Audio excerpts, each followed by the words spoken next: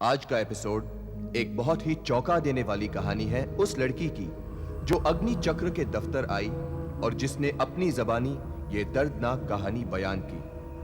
तो आज की ये कहानी सिर्फ हमारा नजरिया नहीं, उस लड़की का नजरिया है जिसने इस कहानी को जिया है और इस कहानी के हर पल के दर्द को सहा है। मेरा नाम श्रावणी मित्रा है। मैं आज बिल्कुल बेसहारा अपनी माँ के साथ अकेली रहती हूँ, मुंबई के एक छोटे से सबब में। पता नहीं कैसे हो गया ये सब, हमारा क्या कसूर था जो हमारे साथ ही ऐसा हुआ। 1993 में सब कुछ ठीक ही था। मैं, मम्मी, पापा, मेरे 2 भाई, छोटा भाई असीम और बड़ा अरिंदम। कंप्यूटर? अरे वो तो घर में है ना, और उसमें क्या सरप्राइज है? तो फिर म्यूजिक सिस्टम? हाँ, वो हो सकता है।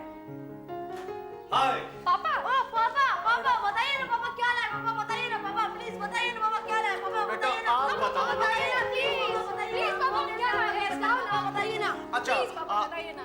आप दोनों गैस कीजिए। कंप्यूटर या music system? No, absolutely wrong. तो फिर क्या लाए पापा, बताइए ना। क्या है? सरप्राइज ये है। वाह, कार! वाह! नई गाड़ी? इसकी क्या जरूरत थी? एक है ना घर में। 3 बच्चे भी हैं। एक गाड़ी और 3 बच्चे, बहुत नाइंसाफी है मम्मी। तभी तो पापा ने दूसरी गाड़ी ली है ना पापा? 3 बच्चे कहाँ? तुम्हारा भाई तो वहाँ अपने फ्लैट में रहता है। हाँ, अपने फ्लैट में रहता हूँ, लेकिन अपनी मम्मी से मिलने के लिए हर दूसरे दिन चला आता हूँ। लो, इस घर के मेहमान आ गए। पापा, ये मेरा बहुत अच्छा दोस्त है विनोद। नमस्ते अंकल। नमस्ते आंटी। नमस्ते बेटा। बेटा श्रवोनी ने हमें बताया कि उसका बड़ा भाई अरिंदम बहुत ही मिलनसार और हंसमुख था। बहुत जल्द विनोद उसके सबसे गहरे दोस्तों में से एक बन गया। विनोद और दिलीप। हेलो। हाय, दादा हैं? हाँ है ना, आओ। दादा, अरे शर्वनी, तुम कैसी हो? मैं ठीक हूँ। आप ही बताइए, आप आजकल घर क्यों नहीं आ रहे? मम्मी आपके लिए बहुत परेशान रहती अरे हैं। परेशान होने की जरूरत है, पहले बैठो तो सही। कम सेट। घर में सब ठीक है? सब ठीक है। आप कैसे हैं? मैं जरा बिजी हो गया था, और मम्मी से कहना कि परेशान होने की जरूरत नहीं है। अब मैं अकेला नहीं हूँ, विनोद भी है मेरे साथ, ये भी यहाँ शिफ्ट हो गया है। आपके साथ यहाँ? हाँ, इसने अपनी नौकरी भी छोड़ दी है। हम दोनों मिलकर बिजनेस शुरू करने वाले हैं। आप दोनों? दोनों नहीं, तीनों। आओ दिलीप, ये दिलीप से मिली हो ना? ये मेरी बहन शर्वनी। हेलो। हेलो। धीरे धीरे विनोद और दिलीप सिर्फ अरिंदम के ही नहीं, उसके पूरे परिवार के करीब आ चुके थे। ऐसे ही कुछ साल गुजर गए। नहीं अंकल, एसके फर्टिलाइजर्स के शेयर्स बहुत अच्छे नहीं हैं। आप केके सेरेमिक्स के शेयर्स क्यों नहीं लेते? बहुत प्रॉमिसिंग कंपनी है। और तुम बहुत प्रॉमिसिंग लड़के हो। Thank you uncle. भाई बहुत अच्छा बिजनेस सेंस है तुम्हारा। Arindam, yes dad. भाई तुम्हारे पार्टनर्स बहुत अच्छे हैं। या I know dad, he is good. अब आपके देखिए। हाँ तो भाई ठीक है, मैं केके सेरेमिक्स के शेयर लूंगा। हाँ जी। विनोद और दिलीप बिजनेस के मामलों में काफी तेज थे और उनकी तेजी अरिंदम के पिता मित्रा साहब को बहुत अच्छी लगती थी। वो उन दोनों पर पूरा भरोसा करते थे। एक दिन विनोद और दिलीप अरिंदम के लिए एक बहुत बड़ी खुशखबरी लेकर आए। उन्होंने उसके लिए एक लड़की देखी थी, उसकी शादी के लिए। अरे यार, बहुत अच्छी लड़की है। लड़की तो बहुत ही अच्छी है। मैं इसकी बात नहीं कर रहा। तू एक बार मेरी बात सुन। तू एक बार उसको देखेगा ना तो बस, फैमिली भी तुम लोगों के लेवल की है। इट्स अ गुड मैच यार। तो ठीक है, लड़की देख लेते हैं। बंबई में है ना? नहीं, महाबलेश्वर में। महाबलेश्वर में? तो कब जाना होगा महाबलेश्वर? अरे कल ही चलते ना, नए काम में देर का करने का। हाँ तो ठीक है, तुम लोग अगर यही चाहते हो तो चलते हैं कल महाबलेश्वर। अच्छा, हम चाहते हैं? चेहरा जनाब का नहीं बड़ा है, और हम चाहते हैं। चलो ठीक है, तो फिर ये डन रहा कि हम लोग कल चल रहे हैं। चलो डन। यस।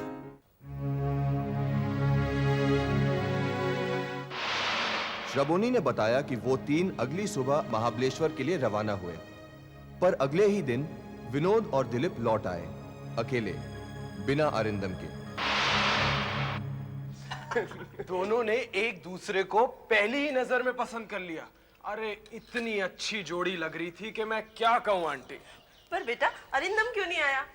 वो आंटी अपने घोष अंकल है ना, लड़की के पिता, अब उन्होंने कहा रोज रोज महाबलेश्वर तो आना होता नहीं, अब अरिंदम आ ही गया है तो 2-4 दिन और रुक जाए, इसी बहाने लड़का और लड़की एक दूसरे को अच्छे से जान भी लेंगे। क्यों दिलीप? हाँ, और हमारा अरिंदम झट से राजी हो गया। हमने तो कहा कि चलो भाई वापस चलते हैं, लेकिन कहने लगा नहीं, मैं 2-4 दिन रुक के आऊंगा। इसके बाद विनोद और दिलीप मित्रा परिवार से मिलने हर रोज आते। करीब 1 हफ्ते बाद विनोद आया और उसने मित्रा साहब से अकेले में बात करने को कहा। अरे विनोद, कैसे हो भाई? अंकल एक प्रॉब्लम हो गई है। प्रॉब्लम हो गई? कैसी प्रॉब्लम? अंकल अरिंदम ने उस लड़की से शादी कर ली है। शादी कर ली? जी अंकल।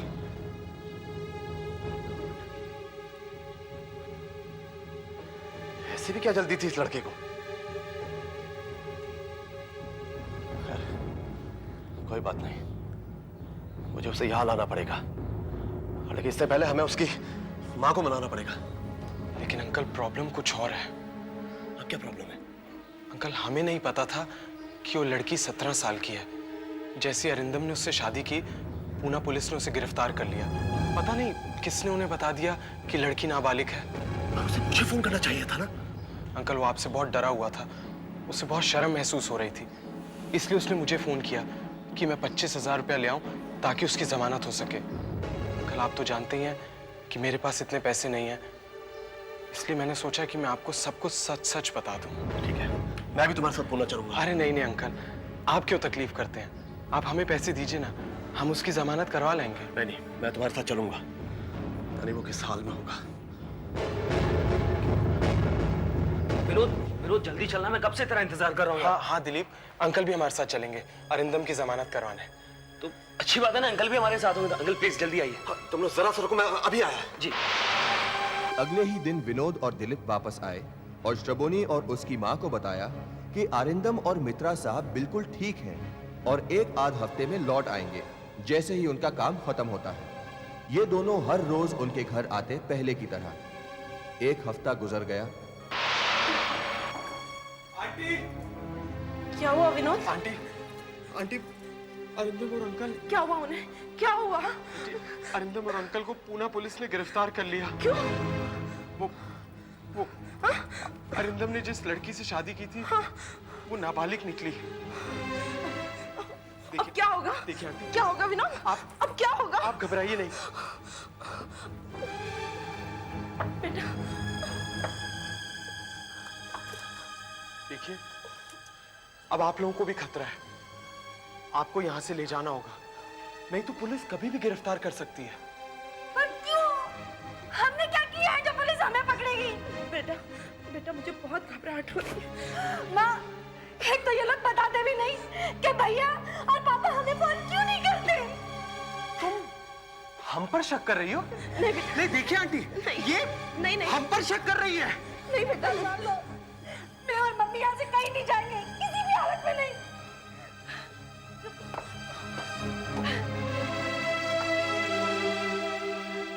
तुम भी आ गए, अब तुम्हें क्या चाहिए? क्या? आंटी ये बेचारा तो पूना गया था उन लोगों से मिलने। क्या हुआ दिलीप? वो अरिंदम ने गाड़ी की चाबियां मंगवाई आंटी जी। नहीं मिलेगी।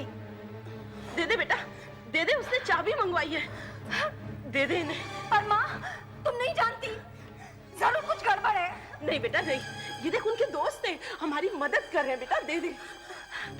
सुन ना मेरी बात मान, देख। नहीं माँ, देख आंटी जी रहने दीजिए, हमको चाबियां नहीं चाहिए। एक तो हम आप लोगों की मदद कर रहे हैं, उल्टा आप लोग हम पर शक कर रहे हैं। विनोद, भलाई का जमाना नहीं है यार। देखो नाराज हो रहा है, देख मेरी बात सुन, दे दे नहीं, हमको चाबियां नहीं चाहिए आंटी जी। दे दे बेटा, दे दे। चल चल। ये देखिए आंटी जी। उस रात विनोद हर 2 घंटे में फोन करता रहा। मुझे कुछ अजीब सा लग रहा था, पता नहीं, लग रहा था कि वो लोग हमें हमारे घर से निकालने की कोशिश कर रहे हैं। और अगली सुबह मैं पुलिस में गई।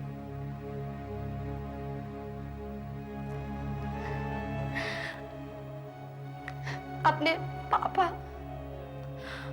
और भाई के गायब होने की कंप्लेन की।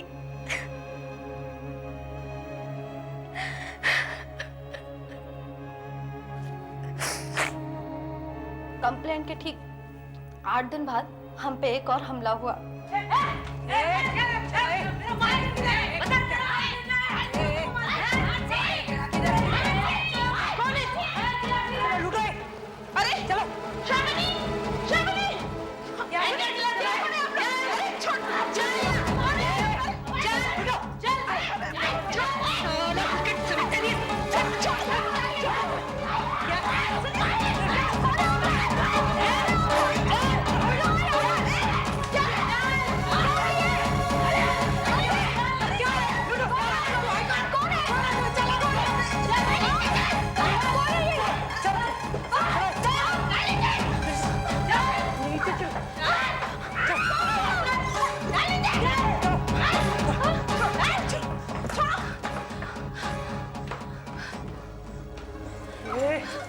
ज्यादा शरारती किया ना तो मेरे से बुरा अच्छा नहीं होगा, समझे? साले हरकत।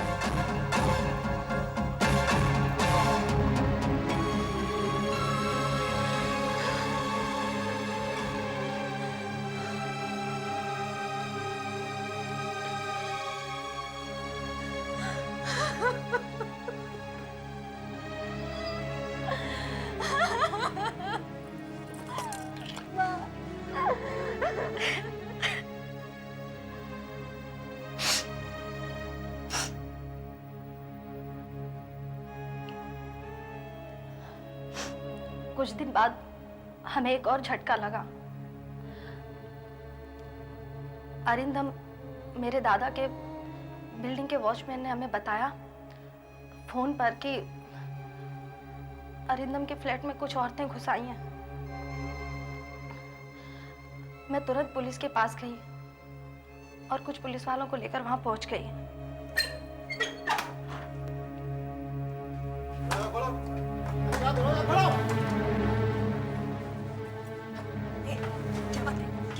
क्यों? ये मेरे भाई का फ्लैट है। मैं जाऊंगी अंदर। आज मुझे लौटने वाली हमारे फ्लैट पे कब्जा करके बैठी है। हेलो, सुनिए, आप बाहर इंतजार कीजिए। चलिए। निकलना बाहर। चलो मम्मी, चलो। अरे किधर से आ रहे हो? जबरदस्ती किसी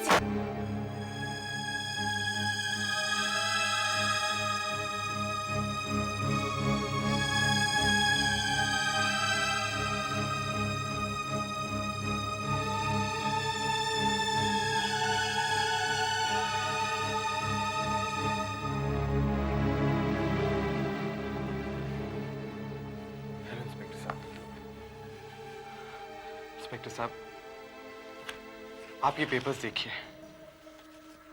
मैं ही इस फ्लैट का मालिक हूं और ये मेरी एंटीसिपेटरी बेल।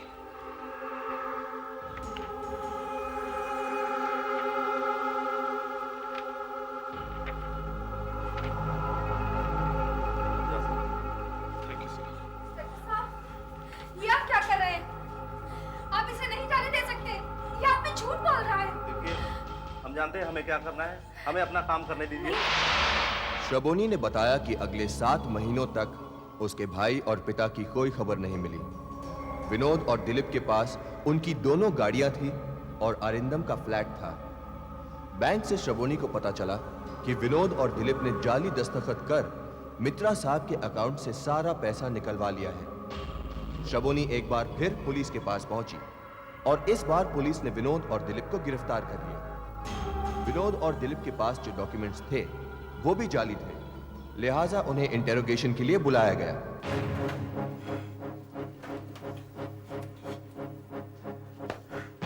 डॉक्यूमेंट जाली है कि नहीं? ये हस्ताक्षर जाली है कि नहीं? साहब, हमने कुछ नहीं किया साहब। काय को मार रहे हो साहब? हमको इस तरह कुछ नहीं किया साहब। पुलिस की बहुत कोशिशों के बाद विनोद और दिलीप ने अपना जुर्म कबूल किया। उन्होंने बताया कि जब वो अरिंदम को लेकर गए तो उन्होंने उसकी कॉफी में नींद की गोलियां मिला दी थी। कार में उसे नींद आने लगी और फिर अरिंदम, अरिंदम, अरिंदम गया हाँ। फेंक दे गाड़ी से बाहर साले को।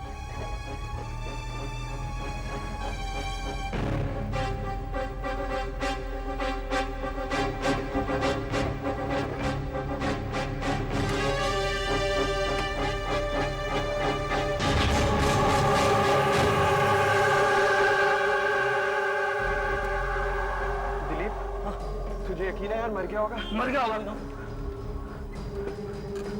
नहीं यार, रिस्क नहीं लेते। चल।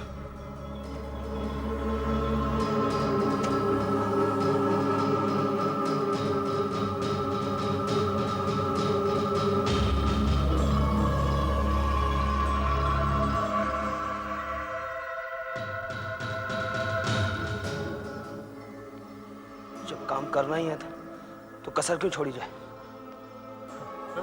ठीक है। लो, उठा इसे।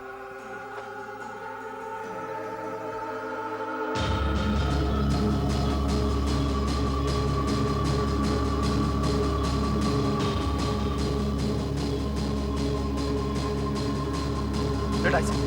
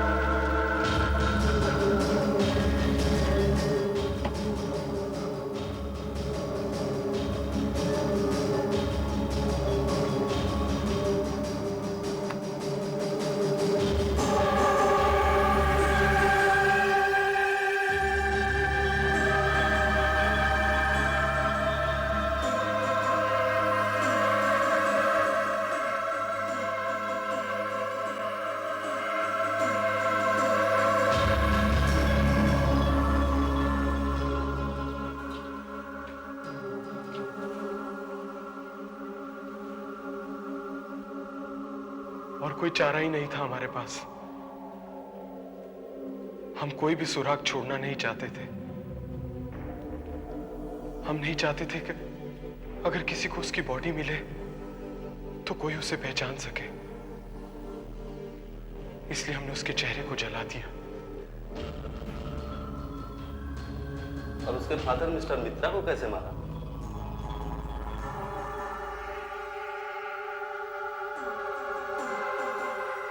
चाकू से।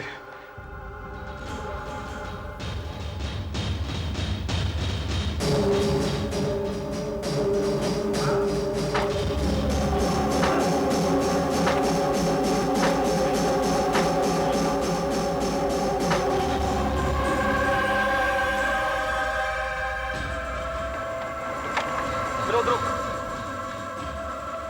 यही फेंक देते साले को। चल।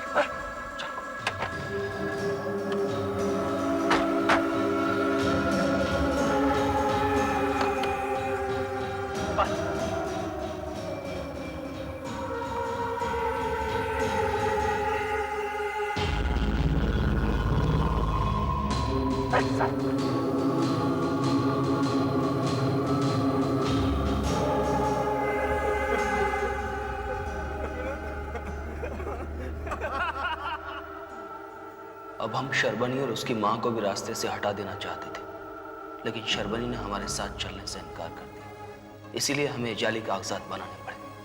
हम तो बस उनकी पूरी जायदाद हथियाना चाहते थे। विनोद और दिलीप अभी पुलिस की हिरासत में हैं और उन पर मुकदमा शुरू होने वाला है।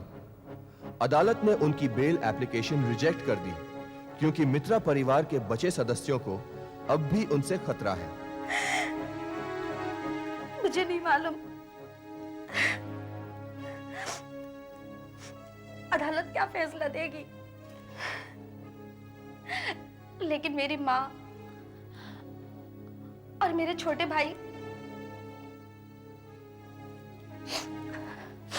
मैं तो बस इतना ही चाहती हूँ कि मेरे छोटे भाई और मेरी माँ सुरक्षित रहें। मैं बहुत मुश्किल से आप लोगों के पास आई हूँ। प्लीज मेरी मदद कीजिए। मैं बिल्कुल बेसहारा